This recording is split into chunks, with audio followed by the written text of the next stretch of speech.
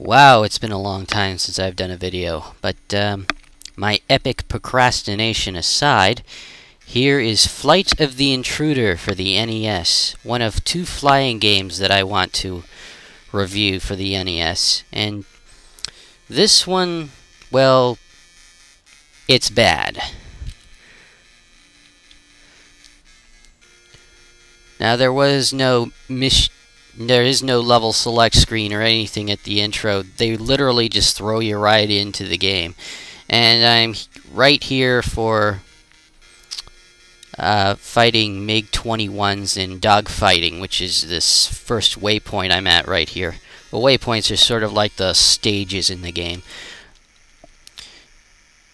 But first I have to take off the plane.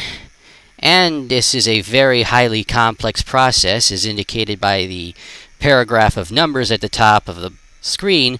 You have to press left on the directional pad and then press B to lift up your landing gear. It's very, very technical. Alright, so here you can see the little blip on the radar, the very annoying lock-on sound, and the horizon line, which is incredibly jagged when you spin the plane to various angles. The plane doesn't handle too horribly well, but it's, I guess, a flying game. It's trying to emulate flying physics to some degree. Feels like I'm flying a biplane, though. And yeah, the little stream of white pixels, those are bullets.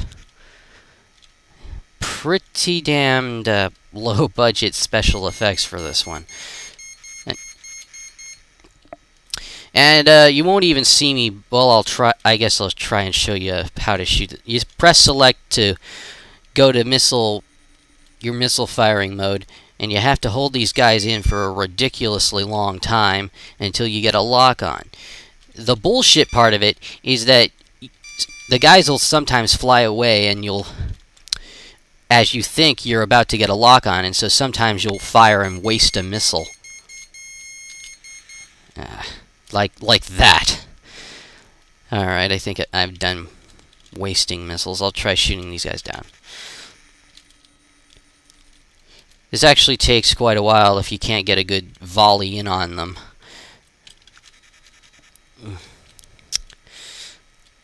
It might seem like I have a really bad aim in this, but trust me, the very sluggish, unresponsive controls that feel like you're moving through a pile of mud really aren't helping this dogfight very much. I guess they might have been going for realism with this, but man, it's not very fun. Okay, and thankfully that you have an artificial horizon, or you just literally get lost in the epically blue sky or the drowningly dark blue ocean. But you can shoot missiles out of the air. Because as we all know, that's a very standard tactic to avoid missiles in real life. Just shoot them out of the air. I'm sure they do that all the time. Slash sarcasm off. Okay, I'm trying to find the guy on the radar, but these fight sequences are just drawn out.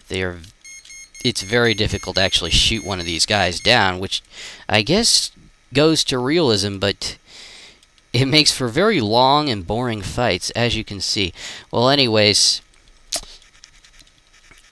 one button is to shoot, and the other you hold down and press up or down to change your speed.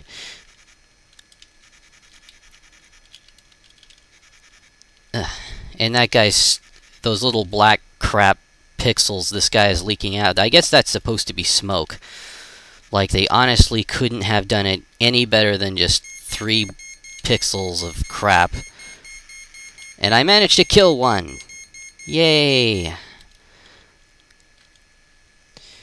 Okay, I want to show you the next section of this. There's another section that pretty much destroys any realism this game had for... It pretty much destroys all the realism that this first section had. And I'm running out of fuel because I jacked up my speed up to max. So I gotta take it back down.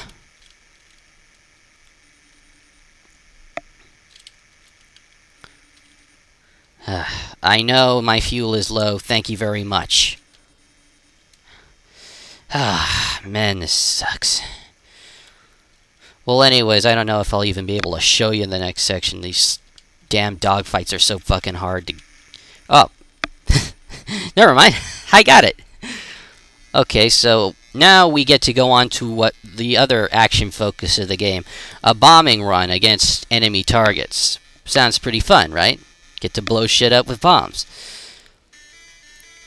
Well, they pretty much throw all the realism out of the window with this one.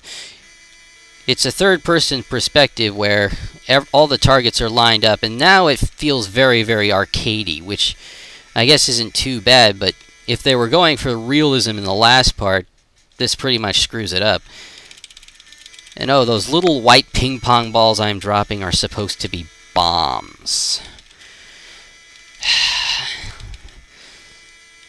Yeah, they couldn't have made them at least slightly resemble bombs. Just have little white circles used for pong or something. I mean, the missiles at least have a little flag trail behind them, but your bombs? No. Hideous as all hell. Oh, and here is the best part of the game, the landing sequence. If you thought landing in Top Gun was a pain in the ass, you haven't played this game at all. Now, I imagine those numbers on... This is the part where the numbers on top of the screen actually mean something. And you're supposed to figure out, based on your range from the landing gear and your altitude and your velocity, just how the hell you're supposed to land on the fucking pad. I have never done this one. And see, if you don't do it at all, you'll go back around and try again. Which is what I'm just about to do. And okay, yeah, here we go. They might have told you how to do this in the manual, but I don't have the manual, so I'm left guessing just how the hell you're supposed to do this. I have never once pulled this off, and I don't think this time will be any exception, but I'll try my... Oh, crap! Ah, fuck. I love how he hits the water and he instantaneously explodes, not like, you know, a big splash and he goes into the water, because we all know water will cause aircraft to just spontaneously combust no matter what. Man, this game sucks. Oh, and I'm a seaman recruit.